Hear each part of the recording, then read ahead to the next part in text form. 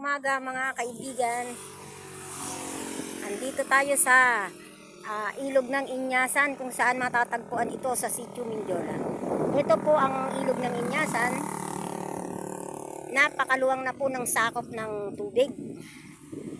So kaya po nananawagan sa mga wag na po nating putulin ang ating mga kahoy o kaya pagka nagputol magtanim. Ito po ang pinsala. Napaka delikado po ito sa aming sitio. Kaya sana po ipabatas yung bawal pagpuputol ng puno sa bundok. Napakalapad po ng nawasak. Ayan po. Kung mapapansin nyo, wala nang puno sa kabundukan. Halos said na. At saka pansin nyo po itong bahay na ito. Malapit po pong maabot ng malapit po ito sa kalsada. Malapit na pong maabot ng tubig. Kaya sana po ang mga kinaukulan po ay sana ipagbawal ang pagpuputol ng puno sa kabundukan. Kapag nagputol, magtanim.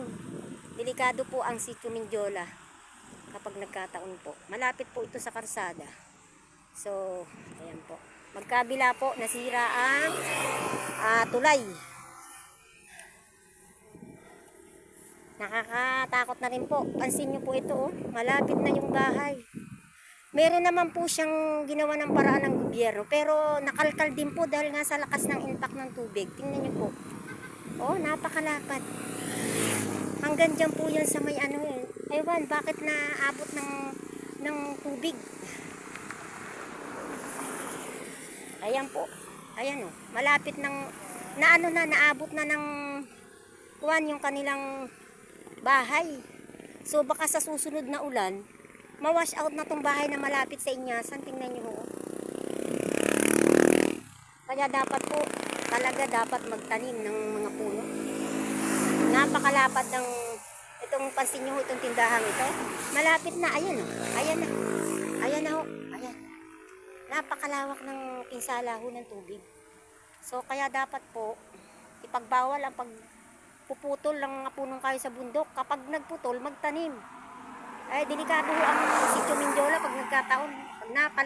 Napakalawak po ng pinsala ng tubig. Kaya dapat po talaga bawal magputol ng kahoy sa kabundukan. At dapat magtanim ng mga prutas po. Yan ang panawagan natin. Kahit anong kahoy, basta makakapigil sa baha. Napakalaki po ng pinsala. Ito pa tatawid tayo guys sa kabilang kalsada. Ayan guys napakalaki, napakaluwang. Hanggang sa ibaba pa po yan. Sa ibaba. Ayan kung mapapansin nyo. Ayan sira ang mga ginawa ng gobyerno na harang. Nasira. Ayan napakalaki ng ukab. Ayan Kaya dapat po talaga magtanim. Bawat tao. Magtanim ng punong kahoy. Dapat talaga wag patimputulin at wag ulingin. Ayan nakaawa yung mga may saka na malapit sa ilog na Inyasan na to.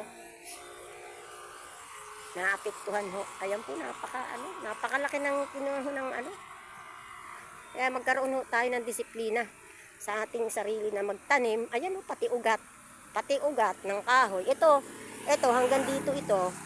Yan wala wash out. Sa laki ng inukab. Ayun Kaya sana ipabatas na huwag ulingin ang tubig doon sa kabundukan. Ayun natatanaw natin ang kabundukan, doon nang gagaling ang tubig. Kalbo na. Halos kalbo na Tayo ang apektado pag nagkataon. Ayan. Sana po'y makarating ito sa pamahalaan. Ibatas na bawal magputol ng puno at huwag ulingin. Magandang umaga po uli. Ayan po. Sana po ito mapansin ng pamahalaan. Dito po ito sa Sitio Mindiola, Barangay Pinagturilan, Santa Cruz, Occidental Mindoro. Napakalaki yung apekto ng ilog, yung pagputol ng puno. Maraming salamat po. Bye-bye.